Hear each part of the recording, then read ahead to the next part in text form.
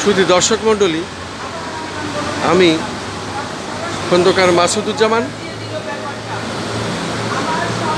জাতীয় প্রেস ক্লাবের সামনে প্রত্যেক বছরে ঈদের সময় আমি এভাবে প্রতিবাদী মানববন্ধন ও সংবাদ সম্মেলন করি। যেহেতু আমার পিতা ও ভাই হত্যা হয়েছেন এবং এই হত্যা প্রায় 20 বছর হতে চলল। আমার আব্বা 2006 সালে কুষ্টিয়ার খুকসাতে হত্যা হন এবং তাকে দুষ্কৃতিকারীরা জবাই করে হত্যা করে। কিন্তু সেই বিচার আমি আজও পাইনি, যে কারণে আমি জাতীয় প্রেস ক্লাবের সামনে এভাবেই প্রতিবাদী মানববন্ধন প্রত্যেক বছরেই ঈদের জামাত পরে এসেই আমি এই প্রতিবাদী মানববন্ধন করি এবং সংবাদ সম্মেলন করি। এবারও আমি এভাবে দাঁড়িয়েছি জাতীয় প্রেস ক্লাবের সামনে ঈদুল আজহার নামাজ পড়ে এসে। ঈদুল আজহার নামাজ জাতীয় মসজিদ বাইতুল মুকাররমে আদায় করেছি এবং এই ঈদুল আজহার নামাজ শেষে আমি জাতীয় প্রেস ক্লাবের সামনে আমার পিতা ও ভাই হত্যার বিচারের দাবিতে আমি আজও দাঁড়িয়েছি। এটি প্রায় 20 বছর হতে চলল। আজ বিচারের কোনো কুল কিনারা আমরা খুঁজে পাচ্ছি না। ইনি আমার আব্বা, টুপি পরা দাড়িওয়ালা বীর মুক্তিযোদ্ধা রকনউদ্দিন লক্ষণ, যিনি ব্রিটিশ আমলে পুলিশের চাকরি করতেন এবং ব্রিটিশ বিরোধী আন্দোলনে সক্রিয় ভূমিকা রেখেছিলেন। এরপরে উনি পানি উন্নয়ন বোর্ডে খুলনা অঞ্চলে চাকরি করতেন। চাকরিরত অবস্থায় দেশে মুক্তিযোদ্ধা এবং উনি মুক্তিযুদ্ধে ঝাঁপিয়ে পড়েন। পাশেই আমার ভাই খন্দকার রবিউজ্জামান সিপার, বিশিষ্ট রাজনীতিবিদ ও ঠিকাদার, পানি উন্নয়ন বোর্ডের একজন বড় মাপের ঠিকাদার ছিলেন এবং এলজিইডির একজন বড় মাপের ঠিকাদার ছিলেন। একজন সমাজকর্মী, মানবাধিকার কর্মী এবং ঠিকাদার। এই বিশিষ্ট রাজনীতিবিদ তাকেও নির্মম নৃশংসভাবে 2008 সালে ঝিনাইদহ জেলার মালিপাড়া গ্রামে নিজ গ্রামে দুষ্কৃতিকারীরা নৃশংস নির্মমভাবে হত্যা করে। তার বিচারও আমি আজও পাইনি। অথচ খুনিরা ঠিকই তারা দিনের আলোয় ঘুরে বেড়ায়, তারা ধরাছোঁয়ার বাইরে। তারা যখন যে সরকার ক্ষমতায় আসে তখন তার সাথে তারা হাত মিলায়, তাই তাদের আর কেউ কিছু করতেও পারে না, আইনের আওতাও আনা যায় না, বিচারও হয় না। এভাবেই বারবার তারা পার পেয়ে যায়। তাই খুনিদের বিচার এদেশে না হলে এই হত্যাযজ্ঞ চলমান থাকবে, এগুলো বিচার হবে না। আমরাও সেরকম পরিবারের একজন, শান্তশিষ্ট পরিবার, যাদের নগদ অর্থ টাকা পয়সা আছে। সেসব পরিবারকে এই সন্ত্রাসীরা বেছে নেয়, সেই পরিবারের আমি একজন। যখন আমার বাবা ভাই হত্যা হয় তখন থেকে আমি এই আন্দোলন সংগ্রাম করে এসেছি, যেহেতু এর কোনো কুল কিনারা নাই।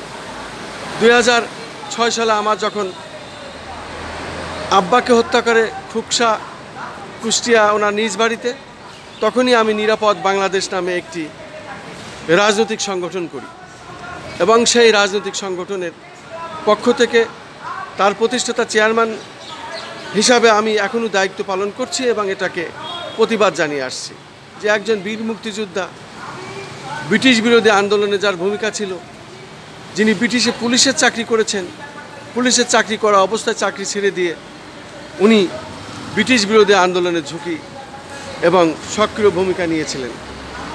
সেই পিতাকেও যখন হত্যা করেছে তখন আমরা চিন্তা করলাম যে এই দেশ আর নিরাপদ নয়। তখনই আমি নিরাপদ বাংলাদেশ নামে একটি রাজনৈতিক সংগঠন করি এবং তখন থেকে বাড়িঘর ছেড়ে আমরা পথে পথে চলে আসি এবং রাজধানী ঢাকায় এভাবে যান বাঁচানোর জন্য আমরা বাড়িঘর ফেলে চলে আসি। আমাদের কয়েকটি ব্যবসা প্রতিষ্ঠান ভেঙে দেয় লুটেরা, সন্ত্রাসীরা, এবং বাড়িঘর লুটপাট করে, নগদ অর্থ, স্বর্ণালঙ্কার সহ আমাদের ফলজ ও কাঠের গাছ কেটে নেয় এবং আমাদেরকে হত্যার হুমকি দেয়। তখন আমরা কোনো রকম প্রাণে বেঁচে আসি, যার যার মতো ছত্রভঙ্গ হয়ে আমরা বিভিন্ন জায়গায় জীবনযাপন করি। আমি তখন 2006 সালে যখন আব্বা হত্যা হয় তখনও প্রতিবাদ জানাই, সেই প্রতিবাদ কোনো কাজে আসে না। এরপরে আমার ভাইকে হত্যা করে নির্মম নৃশংসভাবে, তখন আমি ঝিনাইদহ জেলা মানববন্ধন করি এবং ঝিনাইদহ সদরে মানববন্ধন শেষে আমি আবার সাংবাদিক সম্মেলন করি, একটা সংবাদ সম্মেলন করি এবং সেই সংবাদ সম্মেলনের ছবিটা এখানে দেয়া আছে, আপনারা দেখলে বুঝতে পারবেন। শৈলকুপা উপজেলার মালিপাড়ার মৃত রকনুজ্জামান খন্দকারের সন্ত্রাসী পুত্র এলিট এর গ্রেপ্তারের দাবি জানাইছিলাম তখন সংবাদ সম্মেলনের মাধ্যমে, এবং ঝিনাইদহ প্রেস ক্লাবে আমি এই সংবাদ সম্মেলন করি। তারই ছবিটা আমি এখানে দিয়ে রেখেছি এবং ওই সময় পত্রিকায় নিউজ করা হয়। আবার এখানে আমার আব্বার ছবি, এখানে আমার ভাইয়ের ছবি। এনারা দুজনেই মুক্তিযোদ্ধা। যেহেতু আমরা মুক্তিযোদ্ধা পরিবারের সন্তান, মুক্তিযোদ্ধার সাথে আমরা সক্রিয় ভূমিকা সার্বক্ষণিক রেখেছিলাম, সে কারণেই আমাদের প্রতি একটু বেশি রাজনৈতিক প্রতিপক্ষরা চটা ছিল, খেপা ছিল এবং সেই প্রতিশোধ তারা এইভাবেই নেয়।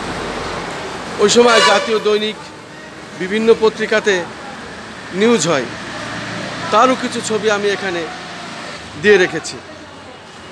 এখানে সুলতানা পারভিনের ছবি আছে, যে আমার ভাইয়ের স্ত্রী।